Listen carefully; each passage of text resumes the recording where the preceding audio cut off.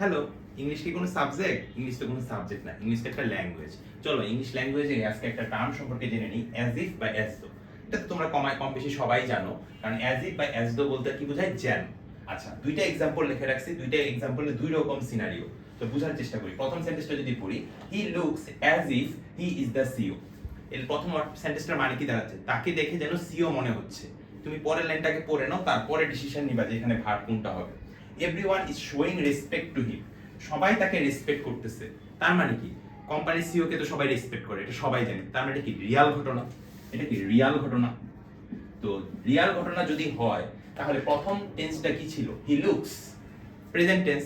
তাহলে তাকে দেখতে তো আসলেই সিও মনে হচ্ছে, যার কারণে রেসপেক্ট করতেছে। তাহলে প্যারালাল একটা টেন্স হবে পরের ভার্বটা। তাহলে এটা যদি প্রেজেন্ট টেন্স হয়, ভার্বটা কি হবে?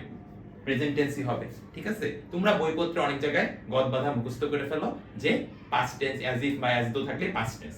হ্যাঁ না, সেটা না। সেটা হলো মিনিং অনুসারে। তুমি পরের সেন্টেন্সটায় আসো এবার। হি behaves as though he war an MBBS doctor. তার বিহেভ দেখে মনে হচ্ছে যেন সে এমবিবিএস পাশ করা একজন ডাক্তার। পরের লাইনটা আসো।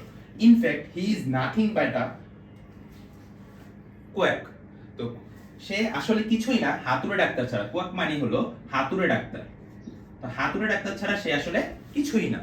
তাহলে সে কি একজন হাতুড়ে ডাক্তার কি কখনো এমবিবিএস পাশ করা ডক্টর হইতে পারে? কখনোই হইতে পারে না। তাহলে দুইটা সেন্টেন্স কি পরস্পর কি বিপরীত ধর্মী না? মানে বিপরীত ধর্মী বলতে কি বুঝাচ্ছি? মিথ্যা ঘটনা। সে আসলে এমবিবিএস পাশ করা ডাক্তার না, আসলে সে কি একজন হাতুড়ে ডাক্তার। তার মানে কি ঘটনাটা বাস্তব না অবাস্তব? অবাস্তব। তার মানে এটা কি আনরিয়াল। তো যখন অবাস্তব কিছু বোঝায়, তখন আমরা সেই জায়গায় এখানে কি আসছিল? প্রেজেন্ট টেন্স, হি বিহেভস।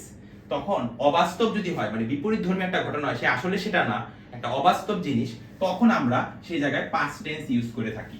তো আমাদের বইপত্রগুলোতে আনরিয়াল কথা, আনরিয়াল পাস্ট এই কথাটা আর স্বীকার করে নাই, ডিরেক্ট একটা ফর্মেট সাজাই দিছে অ্যাজ ইফ বা অ্যাজ দো থাকলে পাস্ট টেন্স হবে পরের সেন্টেন্সটাতে। কিন্তু আসলে কিন্তু সেটা না।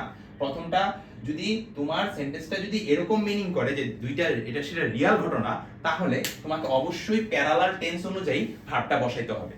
আর যদি তোমার ঘটনাটা ডিমান্ড করে যে না, ঘটনাটা আসলে বাস্তব না, অবাস্তব, সে হাতুড়ে ডাক্তার আসলে এমবিবিএস পাশ করা ডাক্তার না, তখন আমরা পাস্ট টেন্সটা ইউজ করি। তো চলো তোমাদের জন্য একটা এক্সাম্পল থাকবে। এক্সাম্পলটা হলো এই সেম জিনিসটাই, জাস্ট একটু ঘুরায় দিব, তোমরা উত্তরটা কমেন্টে জানাবা। সেটা হলো হি behaved as though he dash an MBBS doctor